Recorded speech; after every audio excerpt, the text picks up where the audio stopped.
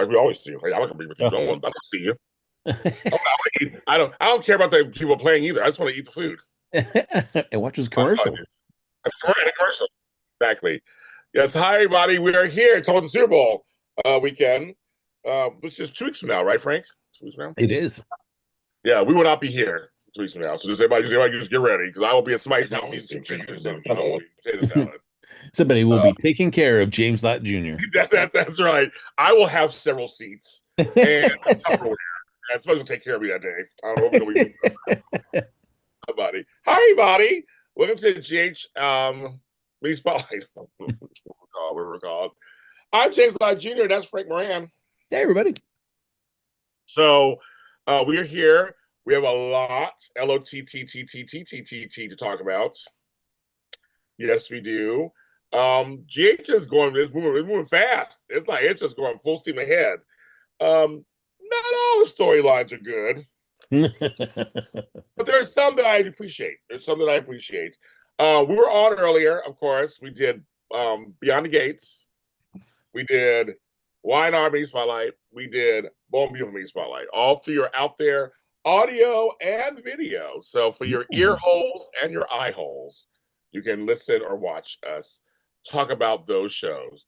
After us is my chocolate twin, Tony Moore, and their whole new look. They have a whole new look, whole new intros, new all kind of stuff. That's Dish and Days. In a few weeks, they're turning 11 years old, which means in about 3 weeks, it's my 11 years anniversary of doing this.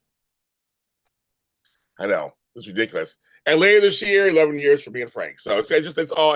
I don't even know what's going on. The time is flying off the shelf, Frank. Off the shelf. No cameo from you over there around the 11th anniversary? They haven't put together the show yet, so I have no idea. We were there for the 10. Me and Tammy Govea were there for the 10 year.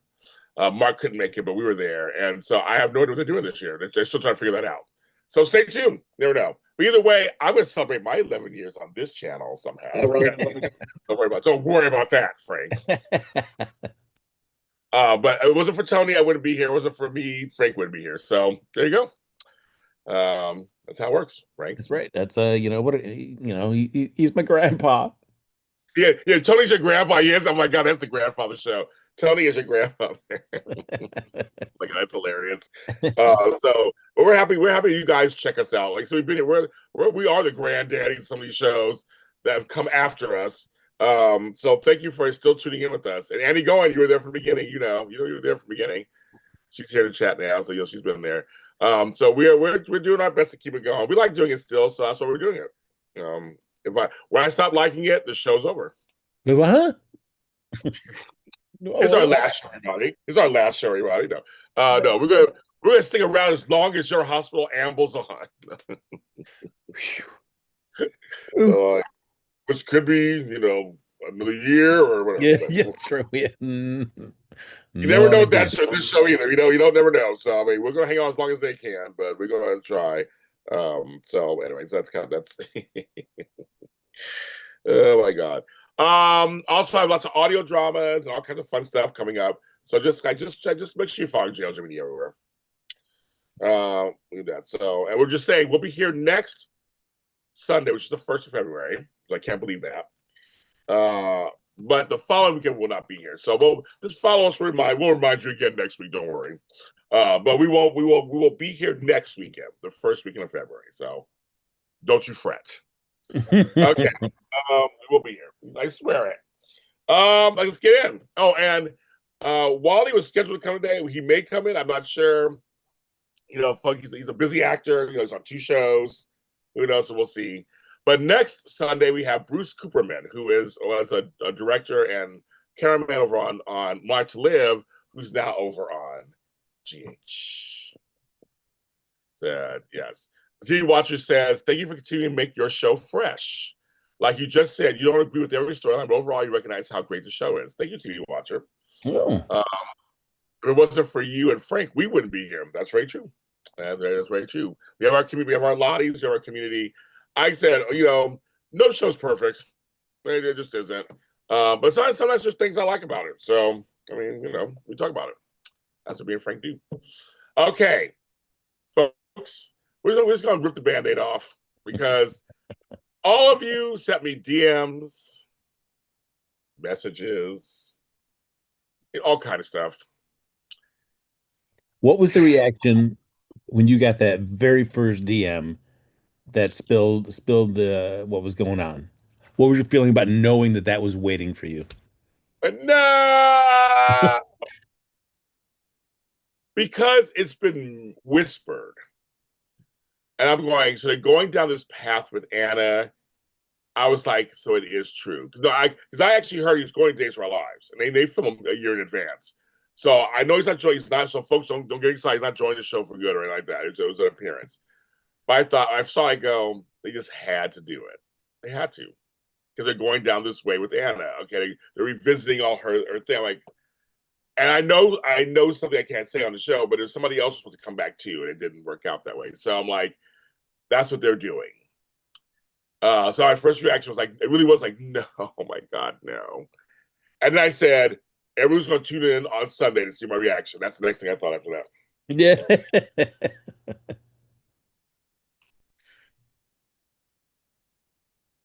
Everybody, you guys are coming in. I know. As I said, I knew you guys would come today for that. So that was my first reaction. My second reaction was that. My third reaction was, I'm on the West Coast. I wish I could have found out on my own. That didn't happen. We got more of Anna going crazy. I just I don't want to say this. I don't want to say this. Finola Hughes is a great actress. She's doing her best to pull off the storyline. I'm going to say it that way. She's a good act. She's a great actress. She's acting her buns off, Frank. She's acting her buns off. But my problem with this whole storyline is I don't like Anna being this scaredy cat, fearful, basically reduced woman. Anna has been through so she's like Laura. She's like some other ones. She's like Elizabeth. She's like there's certain people who've been through a lot. She's like Tracy. They've been through a lot. Not saying they can't get scared or nervous, but like they're strong women. Alexis, if they're nervous or scared about something, usually something personal, like something really personal, and it's kind of like, but they still try to remain strong on some level. But I'm like, this one is it's a continuation to me of the destruction of Anna. They're going down some road that I just wouldn't choose. So maybe you guys like it, whatever. For me, I don't care for it. And having Sidwell be this person who could break her, so to speak, because even in the scenes, Frank, they tell you, you're not real. I'm not going to buy into this. You're not real. Like, okay, so smarts are coming in, but then she crumbles again. It's only momentarily, and they've done that with Nina. They've done that with Ava. They've done with certain characters that they defang them, and I'm like, and again on all shows, I'm tired of these weak ass women.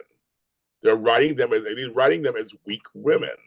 I'm like, no. I'm like, Anna is like, she was a double agent. She helped save the world. Come on, several times. Like, I don't get. I just to me personally, I just don't care for the storyline. And Frank and I said before, I'm gonna let Frank talk. Let me say that the thing that I did that I give him points for is getting Anders Ho to come back to do the voice. And Homeboy, obviously, who shall not be named on this channel, to come back for a moment and overact. I'm sorry, and act. I'll let Frank come in, then I'll go from there. I'll let Frank come in from there on that. It's I I agree with what you're saying, and I don't know, and that's and that's not to say what I would love if the way the story was being told with Anna, and the tough part is she's by herself. I mean, other than if Pascal comes in the room, but otherwise she's by herself, so there's not really a chance for her to act against anybody. And I also wish that they would just like go into her head and she could be talking to herself or just try something different for the way that she could game this out where it's like she could so we could see if she wanted to do this where she's putting on an act for the captors. She's like she realizes something is off about this and she's calibrating her reactions to kind of show that try to fool her captors into thinking that she's more broken than she is. And that's not to say that she can't have moments of self-doubt in that where she's seeing these images that they're trying to fool her that she could think for a moment about Peter. But yes, I mean she went through an experience with Peter with Faison as well with Liesel that she could have those bits of moments of self-doubt, but it is not to the point of it's more of an interior thing where she kind of like, oh yeah, that was rough, that was awful. Not where it's all like, oh, no, why are you doing this to me? I wish there was the opportunity of that so you could just see like, no, Anna is not losing her agency. She's also trying to fight in her own way against them. But that's just not the way they're telling the story. And so you can make an assumption on that, but it's tough to say that without you can only go by really what you're being shown and told. And it does make for just not fun scenes to see Anna just kind of like this. And because then for me, I start projecting ahead and go like, all right, well then they're gonna release her back out into Port Charles, and she's gonna be just telling everybody she knows that oh, Faison's alive and it's Liesel. And then whenever the truth does come out, then we have to like, I can't believe I was just fooled, and oh, and it's gonna be the woe is me Anna, and those are Anna's versions of Anna that I do not enjoy when she goes on a real big pity party for herself. Oh, Because there was Charlotte, but she did with Charlotte. There was a whole bunch yes. of. Um, I agree with. Oh, I guess I agree with you on much of that. Um,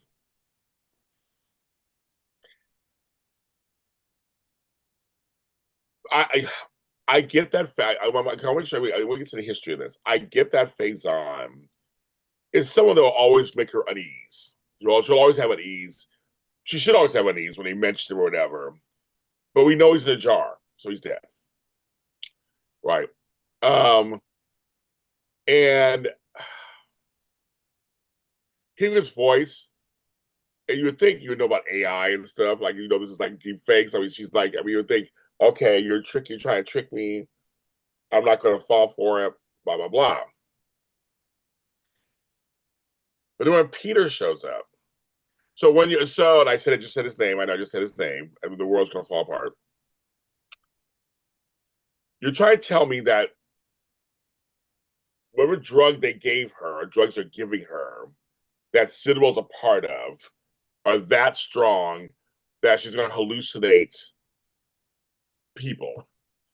That and that whole thing. And And for that, I don't know if because they showed us the first thing with the nurse who was looking like Liesel, right, if this is supposed to, or are we supposed to assume that they get somebody that is just kind of similar build of Peter August and the way he talks kind of makes her think that she's seeing Peter August, but we never see it because we don't get to see what happens when he leaves the right. room. Yeah. No, we don't. So I'm like, it's just kind of this. And I'm sorry, folks. You guys came here. You want it. I'm going to give it to you. Oh, I'm going to give it to you. That's why you guys are showing up. You guys are showing up. You want to see what James Jr. thinks. it's shady. It's shady. Shady Sunday. The Get ready. umbrellas are Get coming under out. the shade, Frank. Get under the shade, Frank. There's a big tree over there, Frank. Get under it. Hide from the sun.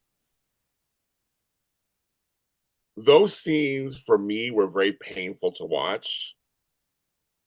Um, because I was reminded of in my opinion, I stand by it, overacting that this actor does. But I give him points. Hold on, folks, I give him points. That he was doing that at the end of when his whole round. He got extra into this kind of villainy thing. And back then, Frank and I both said, actually, I admire that on some level. Like, just go right on in. Just go on in. I mean, you can go all the way, go all the way. Not saying it was a great choice, but I'm just saying that he said, I'm going to go in and play with the voice. Matt at 10th Floor GH, I got to watch his show today because he did such a great job in imitating him back in the day. I'm sure he imitated them. Chandra, did Matt do imitations of him today on his show on 10th Floor GH? because I heard Matt's voice making fun of his voice, and it's so good. It's so good.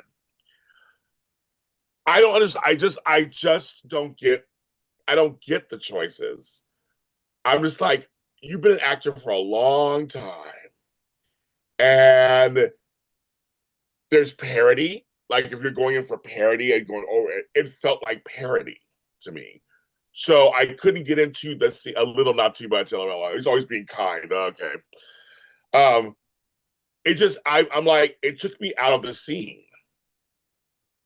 Hmm. I just because I'm like I'm looking at him going because there are actresses that I don't like. So you guys know who they are, but I have been saying they've done good work. Like I may not like them personally, but I like their work. I can totally do that. I have no problem with that. And yes, this person is supposedly trained. Yes, I get allegedly trained. Yes. I just I'm going. I'm just going. I for me, I can't get into the scenes with him in it. Yeah, and that's how it was towards the end. I was like, these other actors. I feel like on soaps,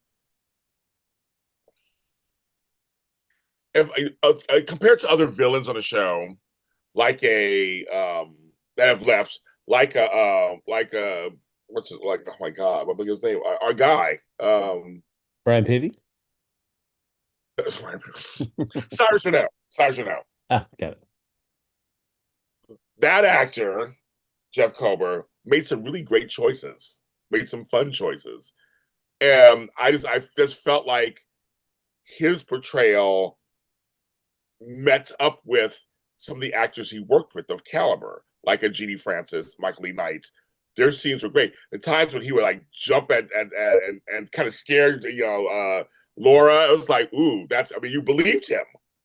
Like, and when he always say he couldn't read a room, he just walked in a care. They were, kind of hilarious, but they were still. He was menacing. It just worked for me. That's why I say I'm like certain villains. I'm like, well, that works. Sidwell works for me actually. As a villain, he works. I can watch with other actors. It's good. I don't. I have no. I mean, it's fine. And so I'm just saying that for me, this particular actor, I just can't. It's. Oh, that's good. Manny Tiger. It's a good point. That he's too theatrical for soaps, which makes him campy, but not in a good way. I agree. That's one way of putting it. Yes. I was saying, I don't know. For me, I find them oily and slick, and I just can't buy it. It's too.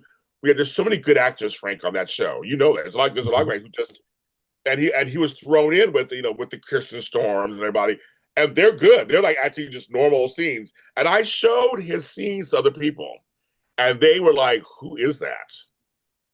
So I'm just saying, I don't know. I'm just saying for me, because you guys came for it, and I stand by my statements. I just was not. Once again, not impressed. Did not need him on the show. Did not need him back. And I don't like the storyline. Frank. Hmm. Um, I mean, certainly while I thought I enjoyed him when he was first on, but when he was just, Oh, Peter you August. He was just a normal regular person. But yeah, when he ramped up, and choices were made, they were just like, whew, man, all right. But I think, props to GH for reaching back into their history well and getting a guy to come on for a day to do this. I mean, in terms of the storyline, it makes sense. If that's what they're trying to do and they're going down through Anna's past, cool. And I'm always down for when a soap can bring back a previously a former character that's been on the show, especially if they've been deceased and come up with a kind of a creative way to have them on for a scene or two. And I'm fine. I survived, everybody. I survived, and I don't think he'll be back. I think that was it because I think he's been on something else, and I wish him well elsewhere. I don't know. There is something different about you today, James. I don't know. I just can't put my finger on Yeah, it's that I survived a traumatic episode. it. Hit the glory gainer, everybody. Yes, but I will say I'm liking that finally. That Emma is like something's wrong. I'm like I'm actually I don't mind that. And with Geo by her side, and them going to Nathan. I didn't mind that. They're looking for Uncle Mac, which makes sense. I don't know why. I don't know where your man is, Frank. I don't know why he couldn't be on the show. Oh, I know. They had the cop out of Maxie being in that coma clinic, so I it's guess. he's always out, and I think he was out on some kind of case Uh, when they went Friday. So, but it's a bummer. Whether it's just I know he's been dealing with his issues, so maybe he's not up to that's true. 100%. Yes, we just like him so much. He Yeah. comes off sporadically when he comes on. Like, oh yeah, we love Mac. And but I like that they kept that in there. She was looking for Uncle Mac to talk to him. And it's funny. It's his family. This if you squint hard enough, I am part of the family. Well, at least Maxie and Jay. I started laughing. And she's like, "Well, I guess so. Yeah. I mean, that made kind of sense a little bit. That made a little bit of sense. Like she was like, she wouldn't think of him naturally. Just go to him. But he's kind of the only one left because folks, Chase and Michael are fighting at home. I was like, all righty. I'm like, yeah, we said, well, you get her in your bed. And Chase was like, bye, I'm going downhill. Chase is going downhill for Willow. Oh man, Rory's been such a great recast for this, but seeing him in this scene, I was like, yeah, man, Oh, you're on mute. You're on mute. my apologies. Sorry. Uh, Chad, Rory's such a great recast. So totally love it. And seeing him in that scene with Chase, boy, more than held his own. And there was just something satisfying about seeing this version of Michael. It's Yeah. like, yeah, don't screw around with him. He, we now see why he goes to that boxing gym all the time. Yes, they do. I really, again, I know. I mean, we've had Rory on the show, but big fan. I think he's done such a great job, and I love the fact. I love the way Rory. If you're watching, hi Rory. I love the way he walks the line. He really is a Quartermain and a Corinthos, right? And I think they're finally playing it as such. I feel like I had no problem with Chad Duell. I want people to know I had no problem with him. But he played a certain Michael himself. And he was very much a Carly kind of Mike. He was the voice of reason for everybody in the family, so to speak. This Michael is now more mature. He's been through some things, and he's really leaning into both of his roots. And I think I like that. I like that. I like that. I like that. It's like, and we all know now he didn't do it. So it wasn't. So it was no. Poor Frank. We'll get to that one scene in a second too. But this is no dream, Frank. No, this is going full steam. There's no dreams happening. It's all real, Frank. It is all real, and it's all happening. And we know Michael is innocent. He did not do it, and people still think he did it. Yeah. It's kind of funny. It's like there's that whole because in real life that's whole, they don't know what they don't know. But it's like but we know at home, which I love that we know at home he didn't do it. So now we get to see him, fighting his way. Like because for a while we weren't sure, right? We weren't sure, but now that we know, he's fighting against people's thoughts about him. Yeah. The interesting is like, who knows? I mean, I feel like the writing staff had some things, kind of set up at the beginning that they've kind of followed through on with that. But just how they would make Michael just not be able to give up like the details that he brought up that kind of were like wish-washy to just like to bring out and reveal in court of like, oh well then Wiley called me and then I realized I couldn't do this. Like he mentioned like nothing to that to anybody earlier, and that's like the little nugget we find out in court. Like, nah, that's still, I don't why I was really disappointed the way they wrote Michael, and anytime anybody asked him about did he shoot Drew, just like the way they wrote his responses was kind of yeah. So I could still see why people think that he could have done it still, even though the audience knows that he didn't. Italian, I'm going to mention that right now. Frank's have to indulge us for a second because you brought up in the chat room. And he's my friend. I love Mason Rory. He's my friend. He's engaged. And if you don't know this, Ryan Pavy's making his wedding rings. Oh, that's cool. He's making his wedding rings. So it's kind of funny. Ryan Pavy does jewelry. If you guys didn't know that, you can follow his page. Yes, the Italian. I saw booty everywhere. In those pants, those dress pants, Roy turned to the side, and yes, he got back. You're right. You guys are absolutely right. They say that in chat that the Huh? baby got back. He does. He has Get some ass. cake. Get some cake. There you go. See, Frank now, you know the sayings. Yeah, he got some cake, cake, cake, cake, cake. I was like, wow, Roy works out, you guys. He does. You follow his page, you'll see him working out. He works out all the time. But I was kind of like, wow, there's some booty back there. I'm like, okay, okay. I was like, wow. So I noticed it to you guys. I saw it. On this channel, we talk about everything. So that's what we do. Um, oh, so it's a Frank. Okay, T Watcher says Frank. Are you listening, Frank? I am. Don't you remember the night Drew got shot? Michael came back to the house to see Wiley because Wiley called him. Everyone asked why he was wet. Wiley asked, and Brooklyn asked. Okay, what's the question, folks? Oh, you remember? I used to ask you, do you remember Sure. that? I know. T Watcher, finish that thought. Like, what's the thought behind it? We're like, okay, I mean, what's the thought behind that? We're a little slow. Everybody's like, what the ass? Yeah, I mean, he has a great butt. You know, has a great ass too. Billy Flynn, my other buddy, over there on Y&R. We used to have on Days of Our Lives. We used to have there used to be a thing called hashtag Chas, which was short for Chad's ass. That's his character's name. Mark J. Freeman came up with that. So we're like, there's Chas. Every time Billy Flynn turned around. So anyway, Yeah, it's it's been rough. And the way the writing is that, of course, since she's acquitted in court, Chase is feeling like, yes, I had it right all along, and all of you suck. So just just waiting for when Chase finds out the real deal. Uh, here we go. Right. Brought up because it wasn't a detail. The writers just added Wiley called him, but it was originally in the script back in September. That's what you're saying. hmm. Okay. So I guess we said, yeah, we really didn't think about it. I guess it just was like, oh, okay. Yeah, maybe without tea. Oh, yeah. Sorry. Okay, anyway, everybody get off the asses now. Let's get back to work. They all start on the asses this morning. Chase is a nice butt as well. Okay, let's get off the asses now. Let's get back to the show. But yes, Chase has a nice chest. That's the one I'm looking at. That's no story. Um, Chase is a very interesting character because he's supposedly the good guy, right?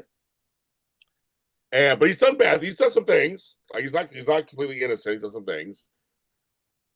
They're playing him in Brooklyn. I don't know, soft. I feel like softly. Like they're not because she's not accusing him of trying to be with Willow yet. She's worried about him still. She loves her cousin Mike. Like they haven't really. They kind of show up together. She's always kind of supporting him. They have him acting like people because he brought up maybe adopting now and all this stuff. And she's kind of like, I mean, it's like it's. I don't know how to. They're playing them a little weird to me. They're not really fully going any direction yet with them. They're kind of there.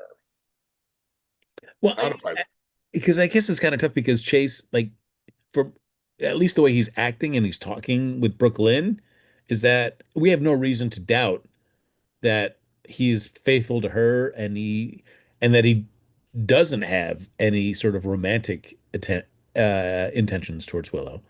That doesn't mean that there can't be some emotional entanglements from with Willow's and Chase's past that could be clouding his judgment or just affecting his actions. So I think I'm willing to speculate that it's all going to be Willow making a hardcore press on Chase. I think so. I have a feeling that's going to happen too. But I'm saying right now it's kind of a weird area. It's like there's nothing really Yeah. happening, and homegirls are super jealous, and they're not playing her that way. So I'm like, it's just kind of like this. I mean, you had Tracy ask, "Are you cheating on your granddaughter?" But like, that's Tracy. That makes sense that she would do that. And I think it would make sense for anybody that's not within the relationship between the two people, uh, to make speculations and judgments and ask questions based on what they're just seeing. And I'm sure, Chase and Brooklyn seem to have had conversations about this or similar to it, whether on camera or off camera, that make Brooklyn feel, while she has her concerns about Chase, not about anything romantic towards Willow, but just about like, is this the right thing you should be doing right now? But they're still playing it as I didn't do anything wrong. And so when him and Dante, he calls in the office, tell him about what the decision was, they demoted him to foot cop, basically. I was like, ooh, dang. That's kind of hardcore. I saw why Chase was like, excuse you, like, because I didn't do anything wrong. Like he's like, I may have went up to the line, but I didn't cross it. That's how he views it still. But I think Dante's pissed at him. Dante's like, I've been put in charge. You undermined it. You undermined it. Undermined Never mind. our investigation. Yeah, this Oh, is only going to be great if Chase gets egg on his face soon, within like the next month or so. If it's like a year or so later, and Chase finds out the real deal, it's not going to be as satisfying. You're like, oh, okay, whatever. Like, I need him to, I need him to get egg on his face soon. well, the chat was they want Brooklyn to put her foot down. Mick Floyd just gave us a $20 super chat. Thank you very much. Willow is now the heroine. Alexis is a hypocrite, currently covering up her own daughter's attempted murder, but judging Willow, not to mention Alexis, two murders before Mama kept it cute. I'm Team Willow. Okay, there you go. He's Team Willow. I don't think Alexis is a hypocrite. I think she's like she had to do the law. She really thought that Willow was didn't do it. I think she really thought Willow didn't do it either. She's more in shock. I think she's more in shock than anything else.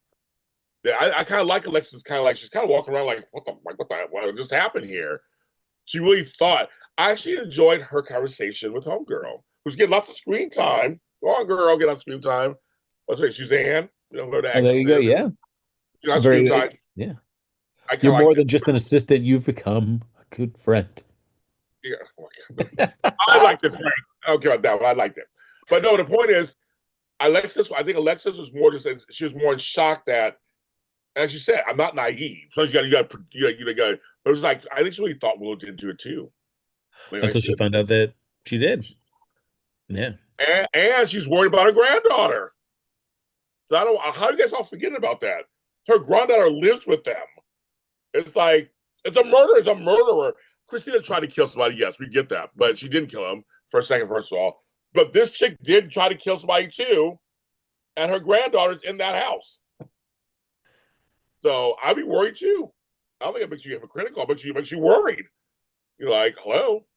I mean, homeboy, she tried to kill Rick and Ava or whatever. That's not the same thing as being in the same house as a grandchild. Sorry, It's I'm still saying. not great. I mean, I mean, I'm Christina's grateful, no. but it's not the same. Me trying to murder you or me trying to murder the man who's not being named. That's two different stories. Me trying to murder you would be horrible. The other one, not so much. Um, but that's what I'm like. That's what I'm saying. Exactly. I don't think Alexis is a hypocrite. She was trying to protect Christina. She told Christina she was wrong. She did. That's one thing. She did do that. She did. She did go off on Christina about it. But I'm just saying, her granddaughter's in the same house with someone who tried to kill someone else. I don't care who you are. You can be like, get him out. And luckily, Willow's like, she can stay with you. Yeah. It's interesting the way they're playing this, and I wished Liesel was into some of these scenes to be able to give like a read on Willow, because even they have Yes. Nina, like she's looking at the way that Willow's reacting, and I just want Liesel to be there to clock, just to put her on read, just like she did She did. back when she did that stuff with Sasha. Here's Like, you all. know what's Your going on. daughter smiled when she's. Yeah. Your daughter was smiling, and you're like, oh my god. She wanted to say your daughter's cuckoo. So she wanted to say your daughter is cuckoo over there. We need to watch her. Yeah, I agree with you. Lisa will be really. Yeah, I'm surprised she's not more because she is close to both of them on the song. So they've established that. They haven't. See, this show does stuff. Yeah. Kathleen I, Gotti's the bomb. I don't know why we don't have it on our screen more anyway, but that's another story. But that's just another story. But I agree with you, Frank, on that one. I feel like this storyline gets the legs that it does is because there's been so much setup of Willow, even with her troubled past, as more of a sympathetic character, as opposed to like Nell, who came in and was devious from the get-go. Yeah. Uh, and we knew she had an agenda and all this stuff. And, having all these years of Willow kind of built up a sympathetic that I could see why people are willing to buy that she didn't shoot Drew, that They're not even thinking that she could have done something that could have, put Drew in this coma. Uh, and I do like that it's like I don't Cameron Matheson he's going to be gone for a while for as long as they want to keep him off, but we know he'll come back and it'll probably be a struggle. But I like that they already opened that door when they say like the the chances of a full recovery are difficult, but yeah. Let's talk about that, Frank. I have to say, I was shocked. Cameron, right now, I just saw Cameron on Great American Family. He was interviewing the stars of a show that I cover on this channel called When Hope Calls. When Hope Calls Brookfield will be premiering in April of this year, season 3. Hmm. I have covered seasons 1 and 2 of the show. I'll be covering season 3. So check out the When Hope Calls after show on JLJ Media. Just want you to know that. It's on right now. It's on Great American Family and Pure Flix. Anyway, so he's doing that right now. So I know he's over there doing that right now. So I guess Phil, that's why he's off at the moment. I was shocked, did not see it coming, that homegirl was going to drug her man and make him have a stroke. Had no idea. I know everybody freaked out in a good way. That was like on Monday. It was like on a Monday. I was like, what? I remember I texted Frank and he's like, oh, it was not a dream. I know, oh my, I didn't even think about that. I'm like, oh my God, it's not a dream, kids. It God. is not a dream. She done did that and dropped that syringe off at the thing in the hospital. I'm like, wow. And it's just faux crying and everything at the hospital. I'm trying, oh my God, something's wrong. She's acting her buns off. And you're right. And he keeps looking at her like, what's going on here? I love it. Actually, you folks I had no use for Willow for most of the time. This Willow, I'm all for it. I'm all for it. And this Willow, like, when it comes to Drew, like everything is so like double entendres where it's like she's talking to Nina, like, I just want to make sure my husband gets the treatment he deserves. I'm like, oh man, all right. I love it. Right? No, I love it. I love it. I think that's because she is. It's like when she just turns around, she's like, oh. I love when she rolls her eyes. And before that, she was like, she put his arms, she was trying to kiss. She was like trying to kiss her. She's like, she's doing such a great job. Like just like she's so grossed out by him. Like she has, and he's just so oblivious. It's like we're gonna be together. I'm gonna help you. And her face is like, you dumb mf'er. You ain't done nothing but hurt me, basically. And then before she did that, when she walked out, and Nina comes over, and he's threatening Nina. He just continues threatening people. That's all Drew does. You don't see your daughter ever again. We don't be invited here. Like she's like, what? It's like it's my daughter. Like she like Drew. Oh my God! He does. Drew does not learn. Not does not learn. Oh, and also, right, Angel Blue. We can't forget this, Frank. We had to see Kai in a different situation with somebody else, and he didn't think Willow thought she was crazy. But he was looking at her like something's off over here too. Yeah. He was looking at her It's like, okay, it's tough when you know that Kai, Trina, and Alexis know the real deal. right, And how long can they just keep it between the three of them? right. Like who's going to be the first one to kind of like tip somebody else in that I like know. isn't good? And I mean, I imagine the custody hearing is going to be the thing because I can't imagine Trina and Kai can keep that quiet about just knowing like, oh, we want to give him at least shared custody of somebody that that tried to kill her husband. And I think Kai's gonna go extremely like something's off. I think he's gonna be like something's off because now he's gonna have a stroke. Like right after has a stroke. I mean, that's a little. I'm like, come on, Willow. That was a little too soon that you did Yeah. that. It's like, come on. So it has to be. I think Nina's looking at her too a little bit. So I don't know if Nina's just so happy to have her daughter in her life. Ugh. She's just so just whatever. But I do feel like they're all kind of going. They're not sure because they have no reason to think. They have no reason to think it. So, but I can see the kind of going. Something's off. Like you get that little feeling like. And I guess I get from Willow's point, like, yes, it's so soon, but if she was gonna make a play like she's doing now, where she's saying the stress of the trial, it only works if you do it right away. You can't do it like Yeah, a month or two later and I then agree. say, oh, it was the stress of everything. No, I kind of agree with you. I'm just saying it's just like it's just like it's not a foolproof plan. No. So which is And some bummer.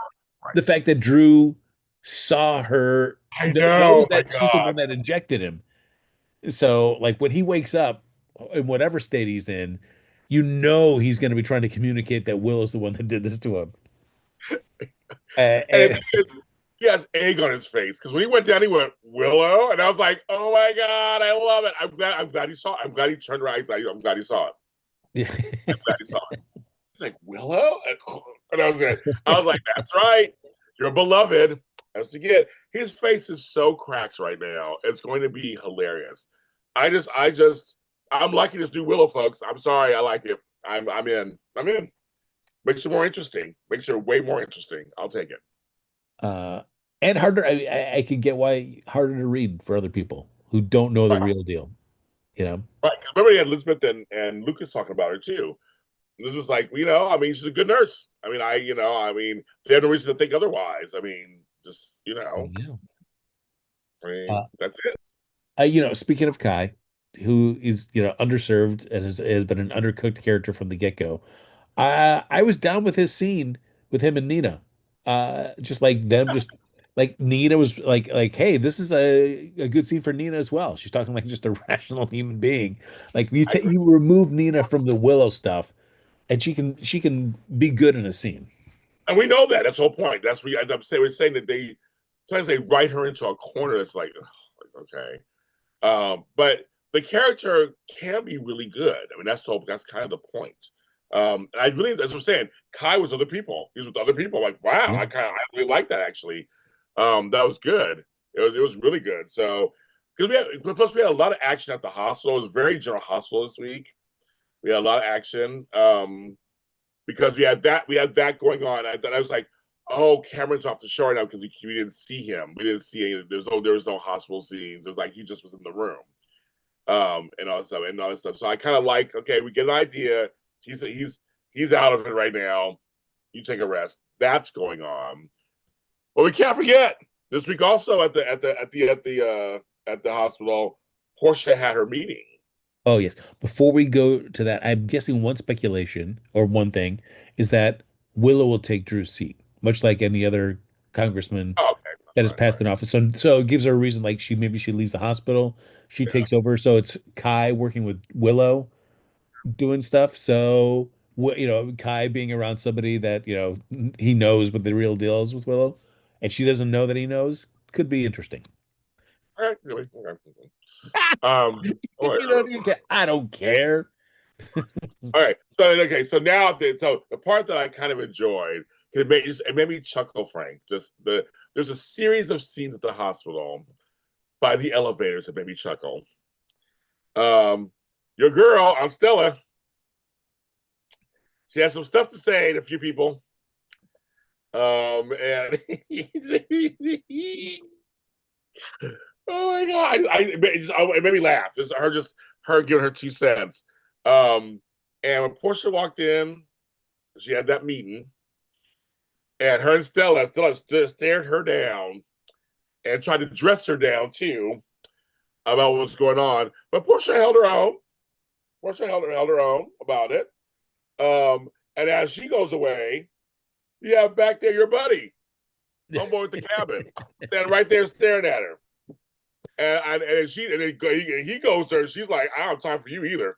I'm like, "Oh, I don't have time for you." Stella was working it out, and he's like, "But you were always, this person who, forgives people, looks like all that stuff." She's like, "Mm-hmm." Like whatever. It's like whatever. I just thought it was kind of funny how Stella just reading people left and right as they're at the hospital, and them trying to justify like it's just okay, everything's fine, it's okay, like and then Portia had her meeting. Great. I mean, great that it was with Tracy and Laura. So always a good chance to see them working together. And I Curtis coming to Portia's defense later with Laura and revealing that she could have Drew wanted her to tamper with Michael's medical records and she didn't, and that's what led to her pushing back finally. I mean, I think that goes a long way towards at least probably keeping her on a probationary measure term, her co-chief of staff title. Well, it's funny when he went to talk to Trina, when he saw Trina, And I was kind of like, we got to stick by your mom. I know you haven't talked to her in a while, blah blah. We got to stick. She's a good doctor. Like no, you don't matter. And I actually appreciate that. It's like besides all that stuff, she's a good doctor, and it was about protecting you. And I give Portia credit in that conversation with the two of them, Laura and Tracy, saying, I could have killed Drew. Drew was in my hands. The guy who was totally abusing me, basically, but I took an oath and I brought him back to life. And that was actually in her favor. That was good in her favor. So I was like, okay. I mean, I'll give Portia was wrong in all the lies and all the lying, but her whole original thing was Heather Webber's a crazy bitch, and she was targeting my daughter. And yes, I overcrossed the line, but I was trying to protect my daughter. And I'm glad that that is a true story. That's her story. That was a true story. She was trying to protect her. She was like doing what she could. And both Laura and Tracy can't talk. They both know. They was like, oh, people were asking why them. They said they were representatives for the board. As you know, Tracy is on the board. That's why she was there. And I guess Laura, because she's a mayor and And works she's for on the the board. board as well too. Oh, that's right, she's on the board as well. So there's a reason why. There's a reason why they both were there. I agree, Maggie Tiger. It was they wrote her a really good defense. She really stood for herself. She's Uh, like, yeah, I did this, and you're right. And having Curtis come to Laura because they're friends, they come to Laura and say, "We just tell you this," and Laura heard it, heard him. It's like, and that's so point. It's like, and Laura knows. She knows Heather Webber. She knows the whole story. She knows the whole story. They were there, so I thought that part was very, very well written. what I liked about it is it's a great real world uh kind of explanation that Portia gives them, where it's like this is a highly singular situation that somebody who was trying to kill my daughter had the possibility of being released. But then, so that true in the real world, but Oh yeah, totally. Oh yeah. but in the world of poor Charles and GH, no, that's not an uncommon occurrence. So But don't she's worry, right. Portia, you're going to be put in a situation, I'm sure, at some Yeah, point. yeah. But you're right. She did say that. How do you? And that's true. I mean, for real world, yeah, you wouldn't go through that all the time. And but I just thought that she really stood for herself. I mean, Yeah. she made some mistakes. She made total a bunch of mistakes.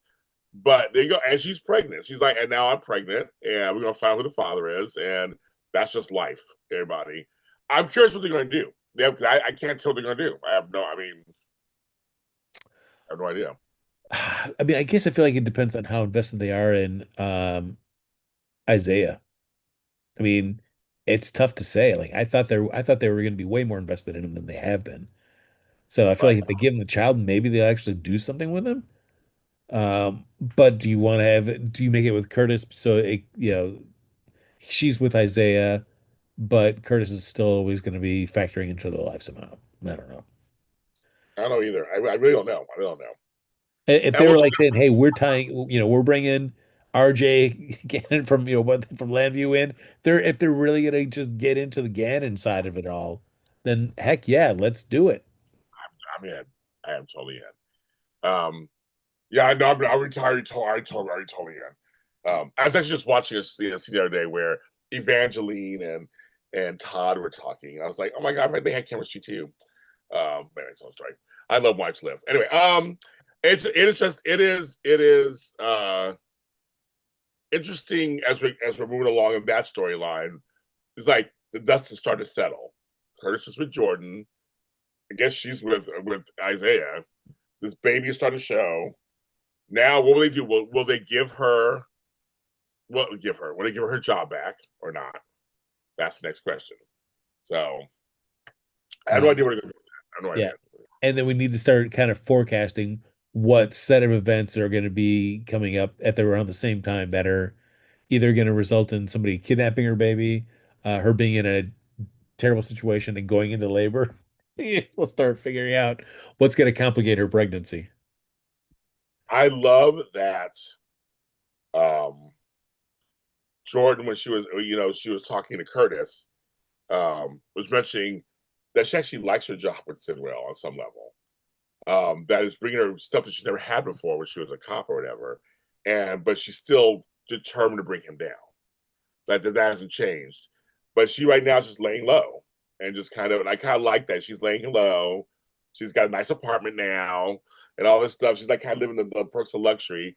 And he treats her pretty decently, apparently. She's saying he doesn't really treat her crazy.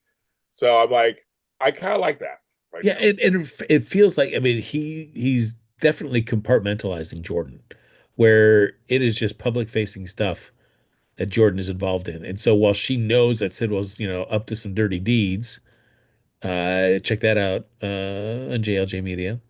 Nice. Uh, he hasn't opened the door to her in that part of her organization yet. So yeah, so I could see why she's like she knows something's up, but she doesn't have any She's definitive she's the information. legitimate part of the business. She's part Yeah. of the legitimate part of the business. And I like that also. So we get different sides because as you know, his son is now involved in all the crookedness. Lucy is somewhere in there, and Ava's the art dealer, of course. Lucy's kind of the, but I think does she like Cinderella too? Is that what's going on here? Is he like? I mean, is something going on? I mean, I feel like he likes Ava just for the she's because she's kind of worldly and that, but he likes Lucy. I thought. I'm trying to figure that out. It's because it feels like he has an agenda with Ava, and I feel like it's more than just the art. Whether the Yeah, art is a way for him to be able to use that as also a way to import stuff, possibly, but because it doesn't feel like there's like he really hasn't made mention of like any of like Ava's like past, in terms of any connection she has. So I would imagine it's got to be something art related where besides being cultured, her import business could be of use to Sidwell. And then Lucy, I mean, we've only seen like he's kissed Lucy both times I've seen them kiss. And she's even though she flirts with him, she never seems comfortable when he kisses her. So I don't know what the deal is with the two of them. I don't get But it. she seems very possessive of him because when Ava's around, she got Right. extremely catty. So bad writing. Got it. Okay. Here is a part I want to mention because it's kind of still part of Windermere. I did chuckle because once again, everybody's trying to find that button that's not there anymore. I had to laugh. Remember the week before, like Valentine. Everybody knows those catacombs or whatever. I was chuckling. So you got Jocelyn, who's been deactivated for various reasons. Um, Still decides to go see her uncle Lucas. And I thought the whole exchange was funny. I thought the whole thing was kind of funny and fun. Yeah, Marco is a part of the scenes. Ava being there, and her face was like, "Oh, okay." And she tried to leave, didn't work. Um, And I don't know why, like Ava just wanted to be able to twist the knife more by just like saying, "Oh no, no, you must have got your calendar mixed up because it's I Don love it Avery." though. I love it though because when she left, I mean, they're going to go to catacombs, look around or whatever. And we laugh. But the whole my they're going to get the no, first we're going to get the wine. I was just busting up when she walks back in on Joss. And Yeah. I was like, oh my gosh, like, uh-huh. I'm just being nosy. That's all, I'm just being nosy, like whatever. And I just think it's somebody, everybody goes over there and it's like literally it's gone. Like the whole area's gone. But then Lucas wanted to go down there. Obviously, it's a whole thing about Anna, obviously, them going down there. It's a whole thing about that. So but Josh trying to leave. I gotta get out. And they was like, no, no, like no bitch. Don and Avery with their father. They're fine. They're good. And Lucas knowing it's a ploy, almost got a clean getaway, didn't he? It was like, so it's all kind of, to me, it's all kind of funny. And I love, and actually, when Ava talking about blood relations, that was a twist of the knife too.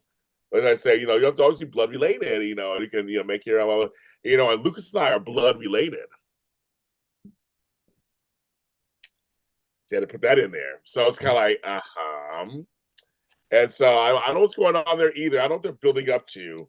But it's that whole Spoon Island is a little cray cray over there. I mean, and Josh certainly, understandably so, has her feelings about Ava given the whole Morgan situation. It's still never a great thing that she screwed with his meds at all. That's just really that really did help contribute to his big downward spiral at the end that took him out.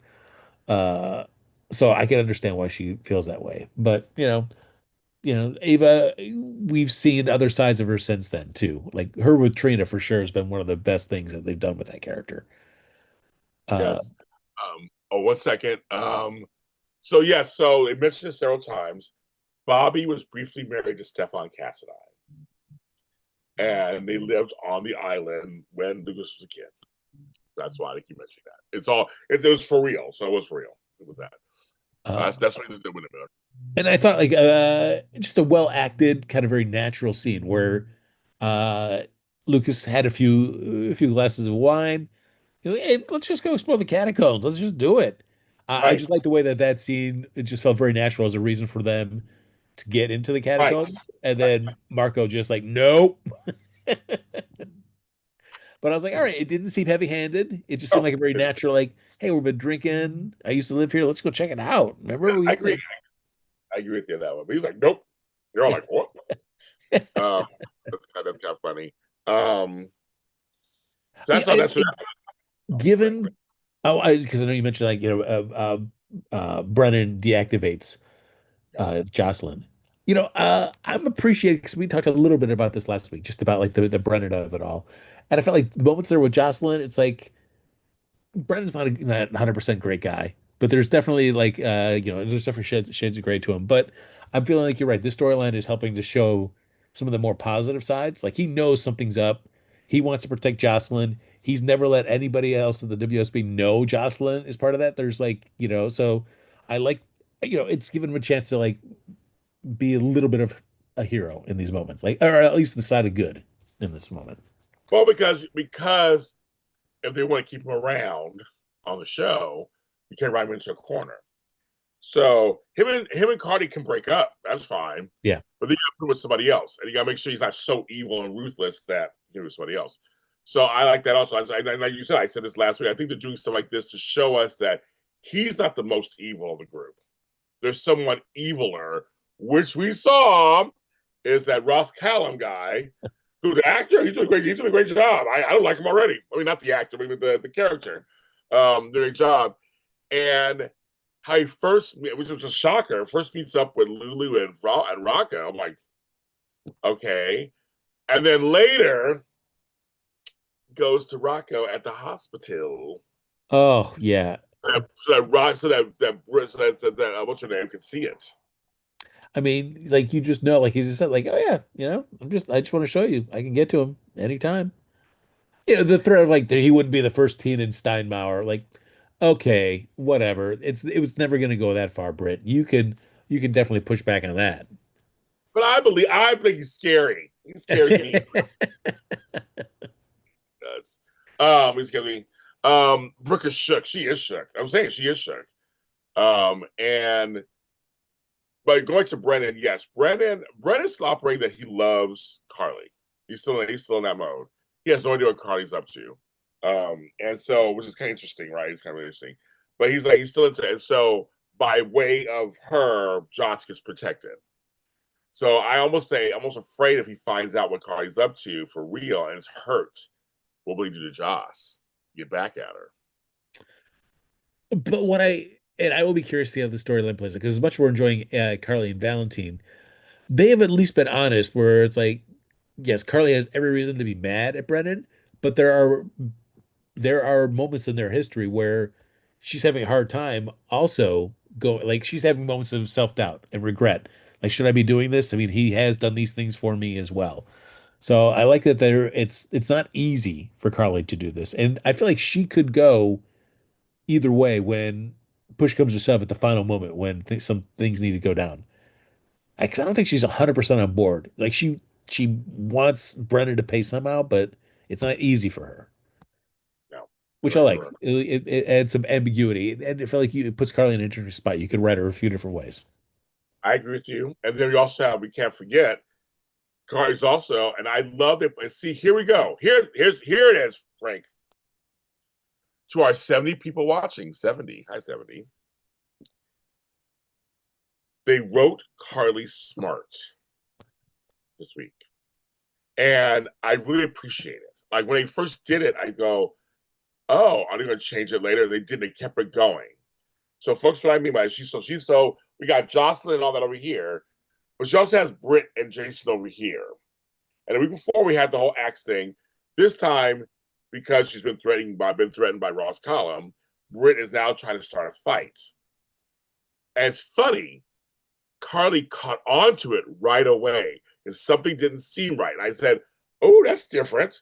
I like that." And she caught on like, she goes, "You're trying to push my buttons for a real. What's going on?" Because she was saying, because Britt was saying stuff like, not we not. She's a good actress, but like not a good actress. Like, just like put it, your mother would roll over in her grave. Now Carly almost took it. Yeah, I know how Don Carter's. She almost went there, but she was like, "There's still something off." It was like, it was, yeah, Britt grabbed Carly's arm, and, but Britt, because Carly was like, where's this coming from? Like, what's going on? I'm going to move out. Okay. Like, it's just like, it seemed too trumped up. I said a word, but it was like, it was all whatever, it was all trumped up. It was like, I love that Carly played smart. Oh my God, Frank. Loved it. I thoroughly enjoyed that scene. And when Jason shows up and Carly and Jason have their talk after Britt leaves. And it felt like just a great, like, hey, this is where our relationship is in this Yes. moment. So it's like, they both see each other. It's like they love each other.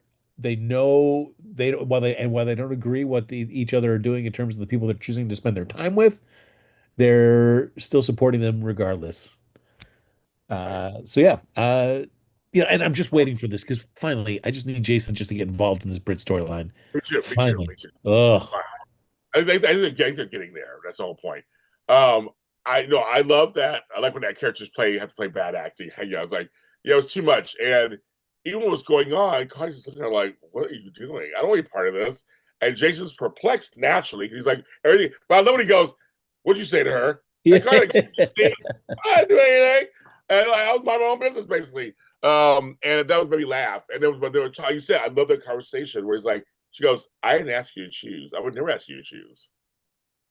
And and like he said, it can be both. Like it doesn't have to be one or the other. So that was weird. So Britt was putting it on very thick.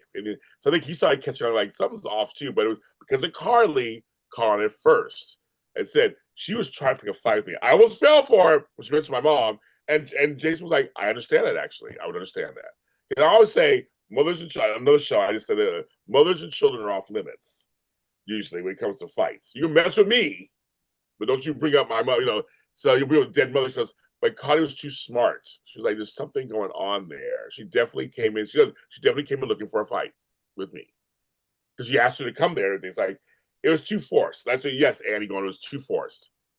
So I'm glad. So that Jason goes out there. But you're right. We also define. I know you love me. You don't have to prove anything to me. I love you. Like it's we're good. Like we're good. And I think they are good. They were fun. They're fine for the most part. So I thought it was good to have that said out loud. Everything, but yeah, Brick came in hot. That's right, she did, and then Uh, stormed. yeah, and I don't know. I mean, given Jason's history, uh, and the way he's come through for Brit in the past, I understand, it's fearful, especially because they've got like Sidwell and Callum have got the medication she needs to fend off her Parkinson's, or her disease, Huntington's. Huntington's, yes. So I understand her reluctance there, but it's like at some point, you just gotta just say something to Jason. So I'm glad we're getting to the point now where he's just gonna have to go figure out what her deal is because it's like, Yeah, good Lord already. Let's just see Stone Cold be Stone Cold, everybody. and Arwen, you're right. Carly overheard Britain and Brennan in the hotel room, because something's off there too. Yeah. Oh, there's something there. Yeah, So Spoon Island. My boy Lucas. My boy Lucas, got to Lucas. see Pascal not wearing pajamas. Um, Oh yeah, I mean that was smart, Jocelyn. It's like, oh, but Pascal's not gonna be in the island. Oh yeah, I would definitely will come over for that glass of wine. I know that's funny. That was pretty funny. uh, So what did you think of the scene with Tracy and Jason? Understandably, Tracy's, as the matriarch of the Quartermain family, is going to want to be able to, provide cover where she can. But where, like, she says to Jason, like, I find you annoying on the best day. I'm like, really, Tracy? Come on now. After everything you've been through with Monica and having him in the house and stuff like that, I felt like I felt like that's a little bit of a, I don't know. I don't necessarily buy that. Come on. You can't find him I annoying. I am the total opposite Frank Moran. I feel like Tracy's always annoyed by somebody, right? And is that her? Is she cantankerous? Isn't she grumpy? Isn't she crotchety? That's her. So I feel like she does. I see what you're saying on some level. I think she does. She has grown to care about Jason and that kind of stuff. But she mentions all the people in the house, all these kids. She loves them, but it bugs her. I think it just bugs her because she can't help herself. So actually, I disagree with that. I think it's in line with how Tracy is as a person. Or do you feel like she can't, the way she expresses her affection is by insulting? Yeah. Oh, hello. We do it in my family all the time. Well, we insult each other all the time. It means you love you. You insult the ones you love the most. No. Yeah. I mean, no. I was actually having this talk off camera with friend of the show, Flo Boys. You guys know who he is.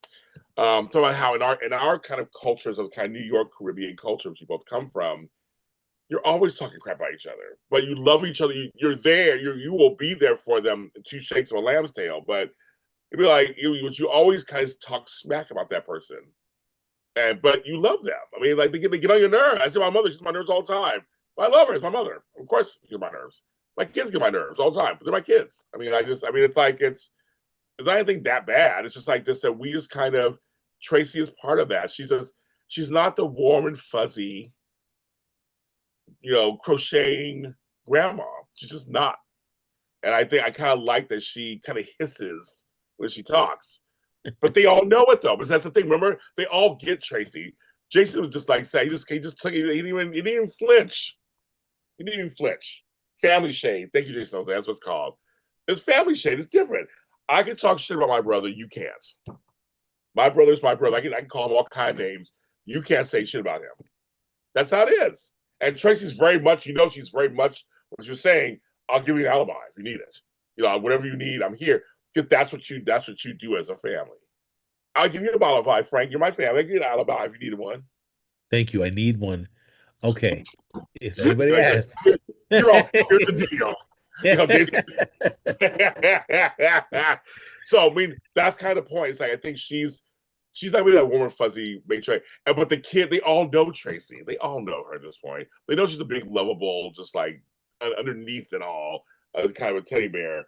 So I think that's so I know I didn't mind that scene. It was good to reconnect them for a second because we hadn't seen them together in a while. So I just thought it was a quickie. I thought it was one of those one-offs, just like put them together, like you said, make sure a family kind of thing.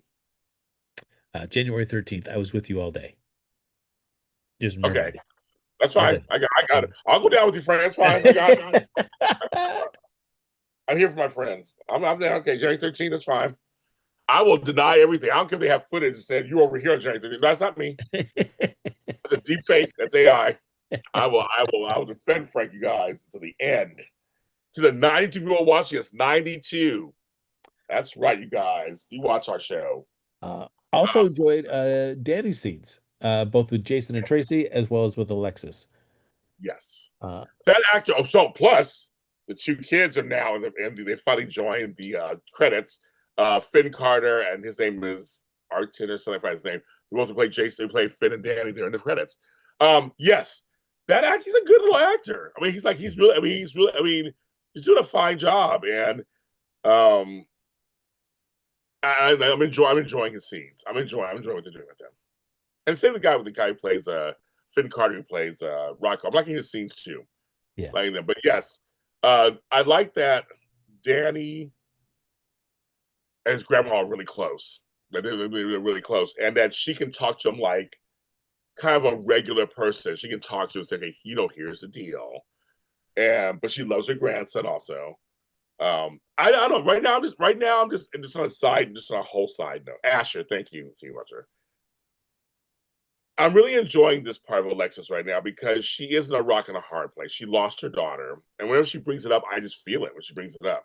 It's only been a year. She lost her daughter.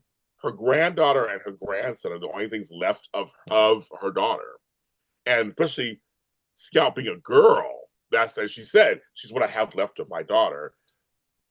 And Drew just being so relentlessly just a dick. I mean, having to navigate that part now knowing Willow actually did try to kill him. I mean, there's a lot going on for her right now. I just feel like I'm enjoying this version of Alexis. Like she's trying to navigate all of this. But the younger set, I agree with Tiger, they are helping by being actually decent actors. These even with Charlotte, go play Charlotte. They're all decent actors, and I think they're really holding their own with their peers. They're being their elders. For sure. And the more they can give them, the better. Because I feel like the actors have shown that they can handle the material. So Yeah, let's I see them agree do some with stuff. that. I totally agree with that. We had Laura had a visit from her daughters this week. First, Elizabeth. I'm glad they always remind us that they're close, and I really enjoyed that conversation. Please go ahead, Frank. My hope for that is like, why give us that scene unless we're really going to pay it off? Right. And we know that we've been lamenting that there really hasn't been anything for Elizabeth to do for the longest time. Yep. If Laura wants to bring her in as a confidant for any reason at some point, I'm down for it. And gives Elizabeth some kind of chance to get involved in that storyline. Please, just to give her something to do and a chance to just do some scenes with Laura could be cool. I agree. I enjoyed those scenes because it was one of those things when she was saying, "How can I relate to you?" All of a sudden, my house is empty. You're going through the same thing. And it's okay if you just want to talk or just want to hang out or whatever, because you have an empty house like I do. And I thought it was just very cool. That was just like they had something to relate. They had something to relate. Don't get my hopes up, Frank. I know we come with storylines all the time on the show, but but I just enjoy that they remembered that history. And she said, "I was lucky to have a daughter like you." It's just kind of like at this point, yeah, at this point, yeah, come on, at this point. And I'm with you, Frank. I hate that she's just a talk to at this point, but I did enjoy their scenes. Then also later when Lulu came in, talked to her mom or whatever, and so it's really interesting because Lulu is been getting less on my nerves these days. They've really softened her a lot. I think they kind of realized they're going a little too hard on her. They're softening her, and now, folks, if you have not heard this, Kirsten Storms is back filming. They're about 5 weeks in advance from now, but Kirsten is filming, so I think the story's about to ramp up because Frank and I both agreed. And I think all our soap colleagues agreed they had to stretch this out because of Kirsten, um, and see what happens. Now she's back. Will we see Nathan in the next few weeks? Nathan and Lulu fall together. It's it's got to be. I feel like there's going to be more road inroads to that, so that when she does come back, it's really messes it. I mean, you've got the whole where do Maxie and Nathan kind of lie? Where does Maxie and Spinelli lie? Where does uh Nathan and Lulu lie? And I feel like that could be. So I feel like before she wakes up, we'll see some more things between Nathan and Lulu, just to make it a little bit more a little more confusing when she does wake up and we see where the dust settles. Yeah, because I feel like it's a story that may have not been may would happen if Kirsten was on the show, but they kind of added. No, that's fine. I mean, we had to. We had to do something. Um, and we still don't know if Nathan is Nathan, obviously, and all that kind of stuff. So I think now it's going to ramp up. I think the next 3 or 4 weeks is going to ramp up. That's already filmed already, and then they're filming. I they're filming it at that time ahead of time. So Which I actually, I'm down for that switch because if it became Maxie with Nathan, who's not really Nathan, then that's just going to be, I feel like a situation we've already seen before with her. Like Peter August was not, who he really was. He was really a Heinrich the whole time. So, uh, I don't need that retread of that, or even just like the little bit of like stuff that we did with um Roger when he came back the next time. So it's like, yeah, moving it over to Lulu, and Lulu is with somebody that she thinks is Nathan. They've bonded over their shared coma time together. They've grown closer for all this, and then we find the reveal like coming out of like Maxie saying, "No, I'm going to be with Spinelli instead of you, Nathan, even though I love you very much. This is where I am now as a person." Uh, yeah. Then Nathan goes with Lulu, and then eventually we see the deal with Nathan, and then it's Lulu dealing in that situation. At least, with Maxie there is support and like, hey, I've been through this. I know what it's like. Let me help. Uh, to have the two of them working together, and then just the stickiness of like, you know, Dante will be affected by Lulu and Nathan together. Yeah, I think that'd be interesting. It's a nice way to just have not Maxie have to repeat the same kind of storyline. Well, it's a whole domino effect that could happen. You just mentioned now Dante will be affected. Dante goes to Brooklyn. Brooklyn's affected by Chase, who now Willow is his obsession, her obsession. Like there's a whole domino effect that can happen out of this. That could be fun to watch if they write it correctly. It could be a fun thing to watch. And then you have all these couples just like everybody just kind of like circling each other on some level. Because I feel like I agree with you. I just had a feeling Willow's going to fixate on Chase. I just had a feeling. Yeah. I don't And know if I need Brooklyn Dante going with Brooklyn. I mean, I can understand from the history point, yes, and that they've got Geo. I still there's part of me that goes like, let me get Dante with the DA, with the 88 Turner. oh, interesting. That and then that would mess up him and Daddy. That or a complicated Daddy would, situation. Daddy would get in there too. You know he would get in there. I'll She's watch him. beautiful. She's beautiful. I'll watch him in But the closet. okay, he would get he wants some of that ADA Turner too. You know he do. That'd be kind of fun, father and son. That'd be kind of fun, kind of thing going on there. He get it first. Mhm. Okay, I'm like, oh, Willow's going to have to change. Everybody agrees with us. Well, let's do a poll. We haven't done a poll in a long time. Let's do a poll. Okay. Will Willow go after Chase? Yes. Nah. Give vote a poll. Why not? We haven't done a poll on time. Will Willow go after Chase? Yes or nah? Please vote now. Thank you. I would be curious to see how long Willow does wait. Like, what's the appropriate for in her mind? What's the appropriate amount of time that she, publicly that she feels like she has to be the concerned, wife of Drew yeah. that may never wake up to now it's like it's okay that I'm moving on to something else. Drew's never gonna wake up. I have to move on. I want you to wake up and remember everything. Oh, he was like, wait a minute, was she the one who shot me? Now, I'd love for him to figure it out and be horrified and give me a misery situation. Don't worry, darling. It's going to hurt you more than it's going to hurt me. For you, no. Well, first you got to finish off Drew. I know. I think she's thinking, I'll keep Drew over here in a coma or whatever, drugged up, whatever, and get her man over there. But I'm just saying, I don't think Brooklyn's going to let go that easily. That's her man's, and Brooklyn is from Brooklyn. She's gonna take it Yeah. down. Benson her. She's gonna take it down. Like you're not getting her man. She's like, nope. She's already pissed that she's kind of ruined his life a little bit.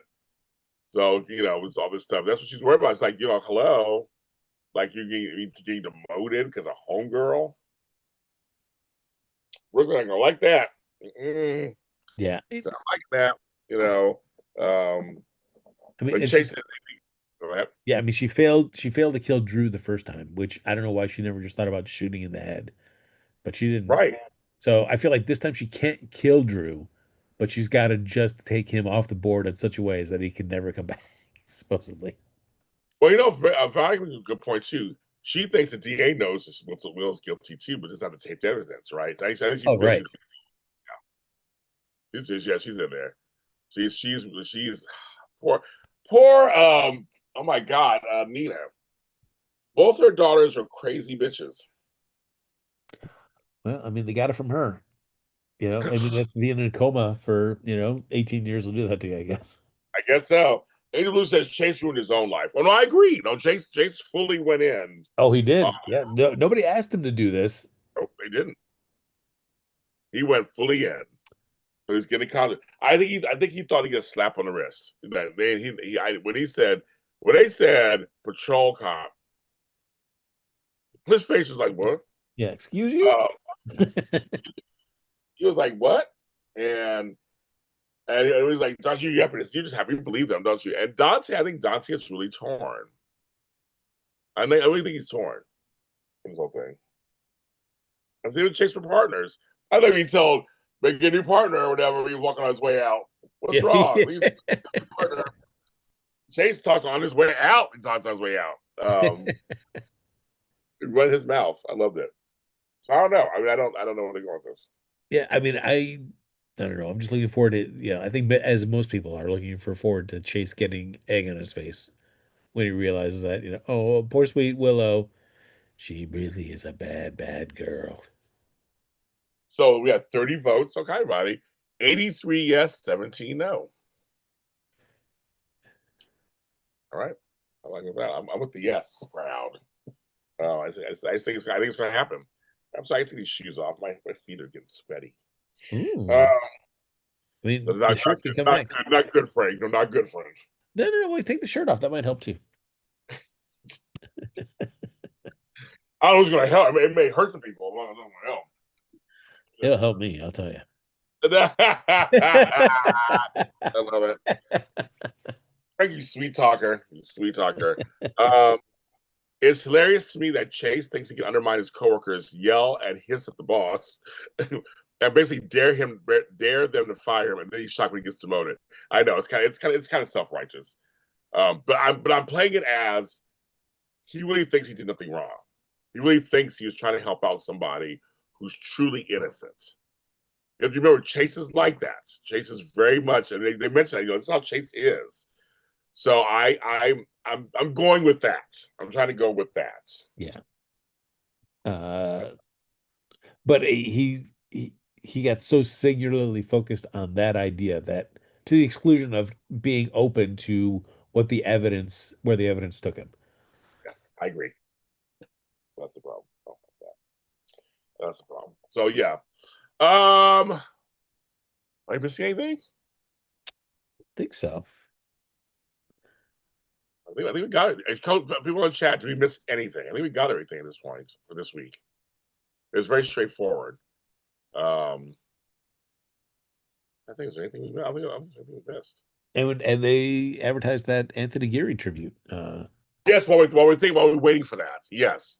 So it was a really nice. They had Nancy Lee Grahn, Laura Wright, and Jeannie Francis talk about working with Anthony Geary, and February 20th. So on CBS, when Gene Cooper passed, who played Cancer and Chancer for 1,000 years, they did a special. When my buddy Christoph St. John passed away, he played Neil all those years. They did a special episode. So I'm kind of happy to see ABC do the same thing. Now, what I have to say though is, I've seen some of you guys online getting pissed, bringing up Tristan Rogers. Some people, well, he's not dead on the show yet. I mean, the guy, Tristan's gone, but the character isn't dead yet. And I also will stand up and say, the character of Luke Spencer helped save the show. I was there.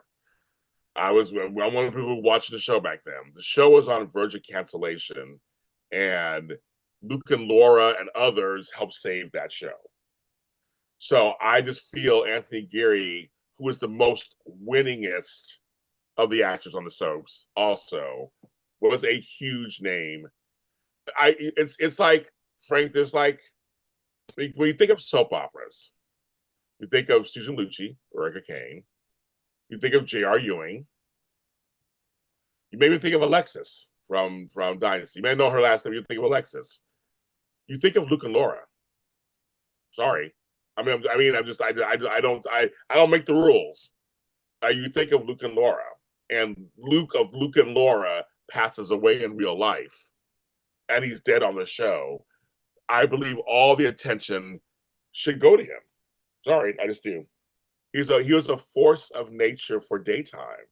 There is nobody else that was like him. Yes, there's other great actors who did great work and are part of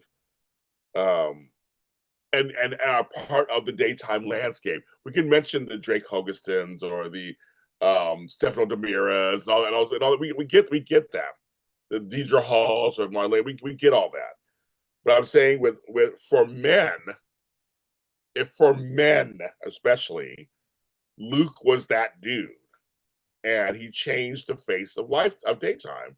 Luke and Laura changed, right? They changed the game. So I don't know how you feel about that, Frank. I'm tired of seeing these kind of comparison stuff. Everyone had their place on GH, and they're good. All the vets are good, but there are some people. I'm sorry, they just kind of they elevate the genre.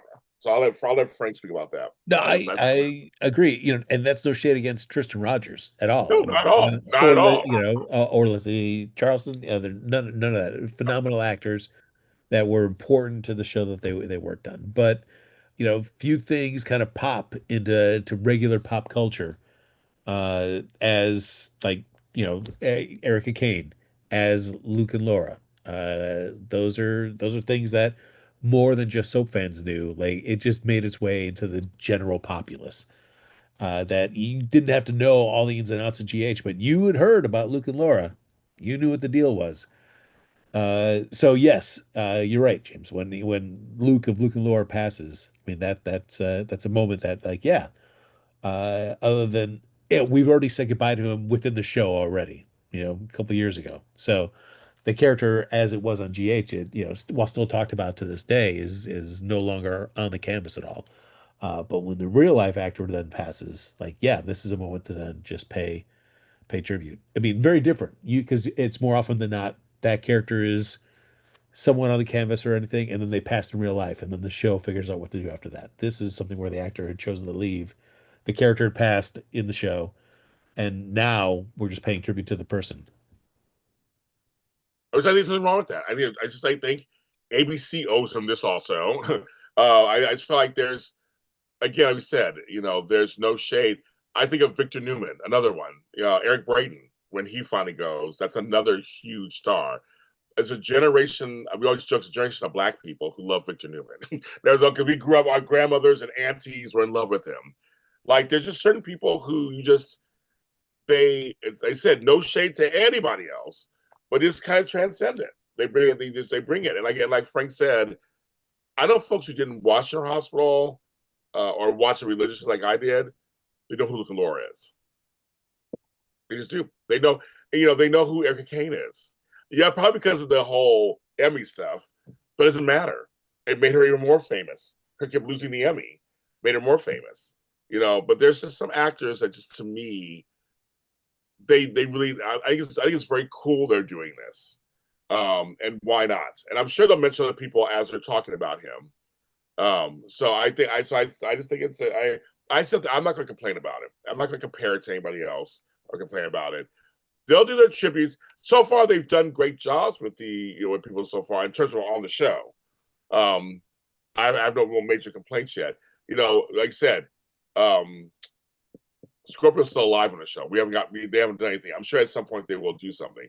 The Bobby thing was wonderful when they brought back the girl who played Barbara Jean Yeah. and had her kind of like they're doing their thing. They've had a lot of loss. I mean, really in the last few years, GH has had a lot of loss. So they're doing the best they can, I think. And even the Leslie Charleston stuff, they did with Monica. They did a great job with that too in the house and all that. They're doing. I feel like they are doing it, but I feel like Tony Geary, he was on People Magazine, he was on Newsweek. I mean, he dated Elizabeth Taylor. Like it's like there's it's like Frank said, it's very rarefied air to go above the daytime genre.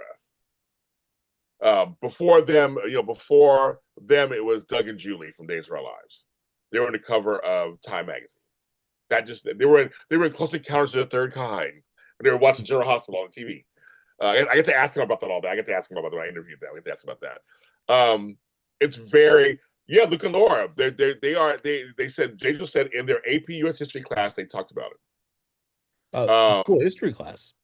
Yeah. Also, here's the thing. I know you guys don't know this. Another great moment in television that I went to college. I took I think one of these little acting classes or whatever. It was like acting theory or whatever. They talked about Judith Light's performance as Karen Willick on the stand on One Life to Live. If you have not seen it, folks, I watched it recently for my One Life to Live show. It is a masterclass on acting. Like it is It's like 15 minutes straight, no commercials. And homegirl, the she's on the stand because she was a hooker by night and a doctor's wife by day. No one knew who Julie. This was before Who's the Boss, before Ugly Betty. She was just Karen Willick, this doctor's wife, and we all knew at home what she had been doing for 18 months, Frank. 18 months they built this story. And then when she went on there on that stand on March, it's actually the 45th anniversary coming up on March 12th, 1979. I'll never forget it. She broke down and admitted she was a hooker. And that whole, I mean, and they said, actually, talked to her later, the court said after they cut, you could hear a pin drop. It said no one said anything. Like the crew was quiet. The action, they were like, and she collapsed afterwards. She actually collapsed. She put her whole, I mean, her body and soul went into that. I see you guys. I know you guys know. You guys are old enough. You know that was studied in my class. They studied that in schools. That performance, how well it was. Wow. And she won an Emmy for it. She won an Emmy for it that year. And shout out to Anthony Call, who played Herb Callison. I think he's very underrated. He doesn't get mentioned much, but he's the lawyer that's like pounding her to get it out. It's like a tennis match, almost like a boxing match. It's like him, then her, then him, then her. It's Frank. You got to watch. If you see, you got to watch it. Yeah. It's so good. I mean, it is, and yeah, it changed courtroom dramas on daytime forever. It really did. It changed everything. I say the closest of daytime drama courtroom is Nora when she's defending Todd and them, but she knows that he raped them. At her closing speech, which I thought Alexis almost did that. She almost did it, and didn't catch herself. And that's why I love this week when Suzanne said, "I could tell you're ready to do that because you never make a mistake." I love Suzanne caught her on that. You never make a mistake. Like it's that. I like that. So I knew something was up. I knew you knew when. Because she goes, "When did you know that I knew?" Because when you almost gave it away. Yeah, Nora and Todd. It was so good. Everybody's agreeing who were there agreeing. That was because Todd. They were guilty. The boys. They raped Marty. It was guilty, and she gives a speech and won her an Emmy that year. There's very few courtroom scenes that are just like you just go, God bless America. So, but Jude Light is an amazing actress. So I mean, I just want to say that. Yeah. I mean, it. Yeah. I mean, I guess I first really came into her as just as Who's the Boss, and then seeing what she had done even after that, like being on the Dallas revival. Yes, she was. Yes, all just her more dramatic roles. They're like, whoa, all right. She can do more than just what I'd seen her in Who's the Boss. Yeah, no, who's the boss? Well, it's that cheesy fun stuff. But she really was a great man. She's done a lot of stage work. I think was she in Angels in America? I think was she in that? But she was on that. But she was in a couple of game things because she's a big advocate for AIDS and everything. But she's done some really amazing work. She can be funny, she can be serious. On the Dallas reboot, she was kind of creepily funny. She was Riley.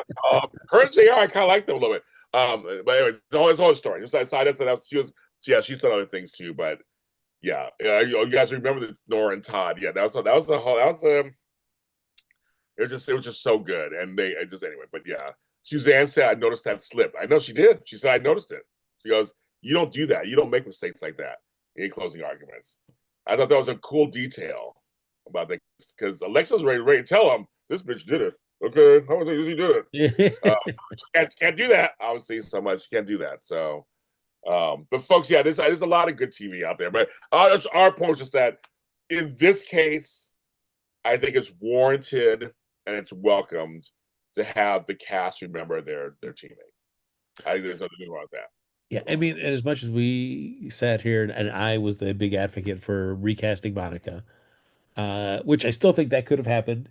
I know. I thought the show did a great job in when they did finally decide to kind of pull the trigger on Monica's passing within the show, and much like with Tristan Rogers, I feel the show will do it when they think it's going to be best served in the story. Because what they've left Robert with the audience is one thing that very rarely do you get to do with, especially with legacy characters. They gave Oh, him a great ending, right there, so you can just bask in the fact that he's with Holly, he's with Sasha, he's with his granddaughter, and they're all happy together, in hiding in Australia somewhere, just enjoying each other's company. That's a great last impression to be able to think of Robert and Holly finally together.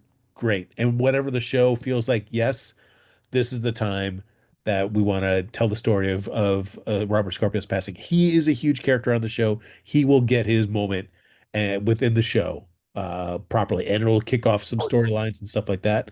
But I'm in no rush as a viewer. I don't need them to rush to get this. I'm cool just basking in like, hey, Robert and Holly are together, enjoying each other. And when the time is right, the show will roll it out. I agree with that. And also, they'll do it. They'll get there when they decide to do it. Right now, there's no reason to kill him at the moment. There's no reason to do any of that stuff right now. It's just kind of like, half the cast is not on the show at the moment. So we'll get back on the show and do all that. There's no reason to do it. Right now, I get rid of them. I just think that there is the last. Oh, they said it's ironic. That Tony Gary's last public statement officially was about passing of Tristan Rogers.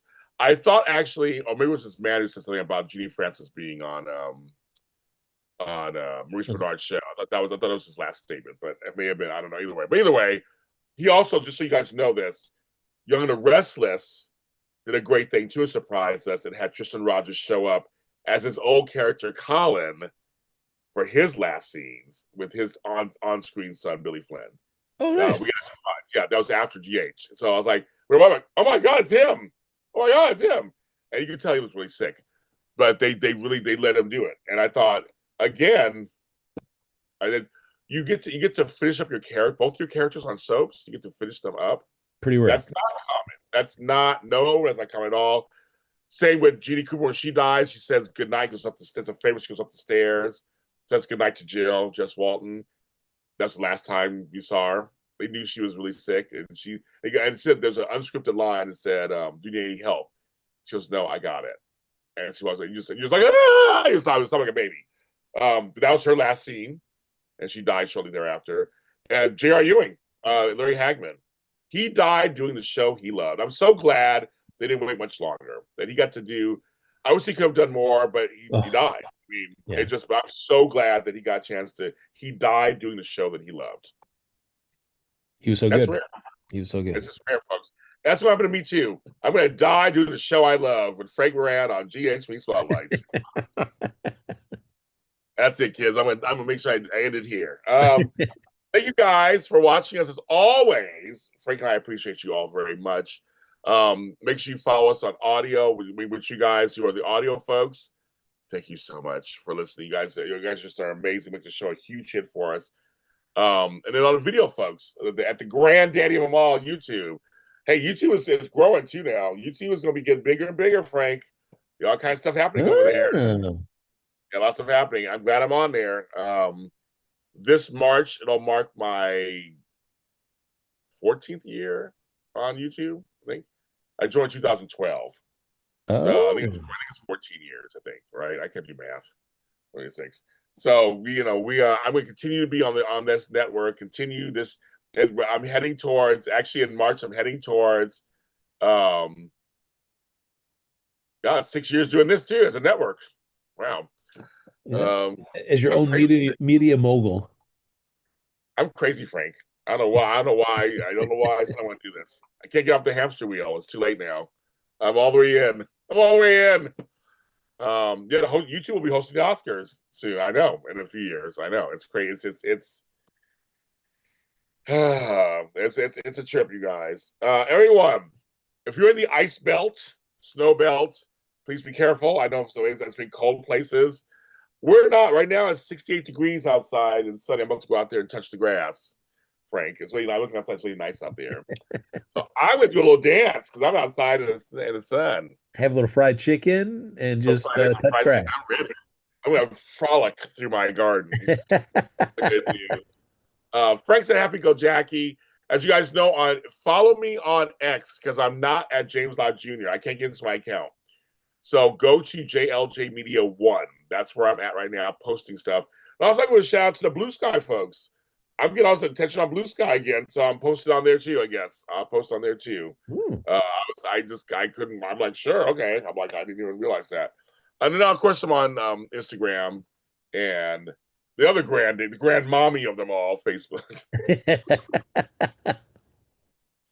I'm on there too. I try to post there all the time. So we have a Jamie spotlight on that channel, and it's actually we have like 6,000 people. So I mean, we love you guys. So sure, why not?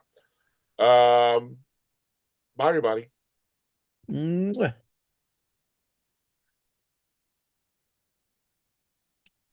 Oh, no.